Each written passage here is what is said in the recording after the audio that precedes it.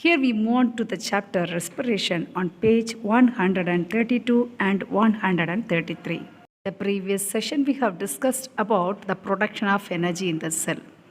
This blood carries the oxygen and it gives to every cell of the body, and in cell the mitochondria is a part of the cell which go for breaking down the food materials with the help of oxygen and release energy in the form of ATP. The energy is stored in ATP. What is ATP? It is a biomolecules in which energy is stored. It stands for adenosine triphosphate.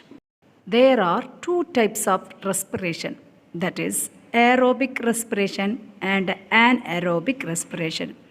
Aerobic respiration is a respiration in which oxygen molecule is involved to break down the food materials. For example, glucose in the presence of oxygen break down to form carbon dioxide, water and energy in the form of ATP. Glucose is present in food which breaks down in the presence of oxygen. This is a kind of chemical reaction. Here is an activity want to show aerobic respiration by the living organism. Here the organism is rat, material required or a respirator, potassium hydroxide granules KOH, 2 flasks with delivery tubes, bell jar, mouse and a plate. Now you are going to take bell jar and keep a mouse in it. The bell jar is closed with 2-hole rubber cork. Through one hole, fit delivery tube and connected to D test tube. And another delivery tube is connected from this another hole of the bell jar to B test tube. From B test tube, another delivery tube is connected from B to A respirator, in which potassium hydroxide granules are kept. This KOH function is to absorb carbon dioxide gas from the surrounding. After a few minutes, you can observe that the live motor present in test tube D or flask D changes into milky. The reason is the living mouse eliminate carbon dioxide during respiration. This carbon dioxide is collected to the flask D with the help of delivery tube. Through the delivery tube, this carbon dioxide eliminated by the mouse is passed to the flask D. What happened because of this? Lime water changes into milky because lime water absorbs this carbon dioxide gas and change into calcium carbonate new compound which is white color substance. That is the reason lime water changes into milky. But test tube B or lime water B, there will be no change is absorbed. The reason is the KOH which is kept at the place of respirator which absorb the carbon dioxide. So the lime water in flask B is very clear because that carbon dioxide is absorbed by KOH. So it is clear solution. No chemical reaction take place in this case. Whereas in flask D, carbon dioxide is reached to D flask lime water through the delivery tube. So it changes into milky because of reaction of carbon dioxide and lime water. This experiment shows that aerobic respiration by the mouse. What is aerobic respiration? It is a kind of respiration in which oxygen is required for respiration and carbon dioxide is released during respiration. Now let us move on to anaerobic respiration.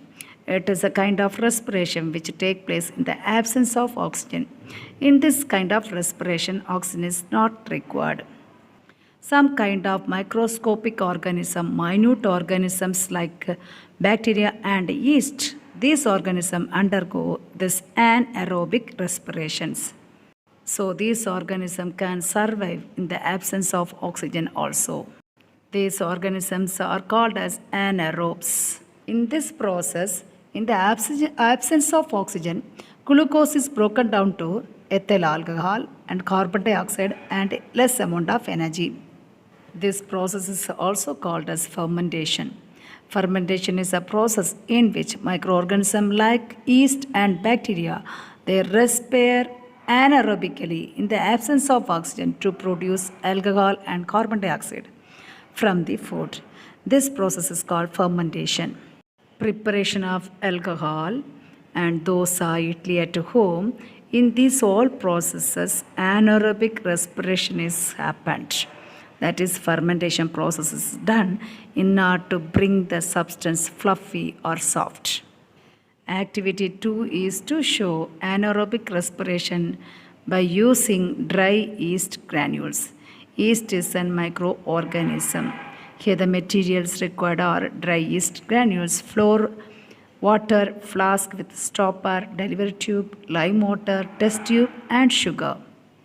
Now what we are going to do is take 1 spoonful of sugar and add it in lukewarm water, little warm water. And you are going to add little dry yeast powder to this solution. What and all you added? Sugar with warm water. Then you are going to add yeast. After a few minutes, you have to knead the flour. You have to smash the flour. That means what you say, dough. You have to prepare the dough, atta, okay? You have to prepare the dough with the help of this water.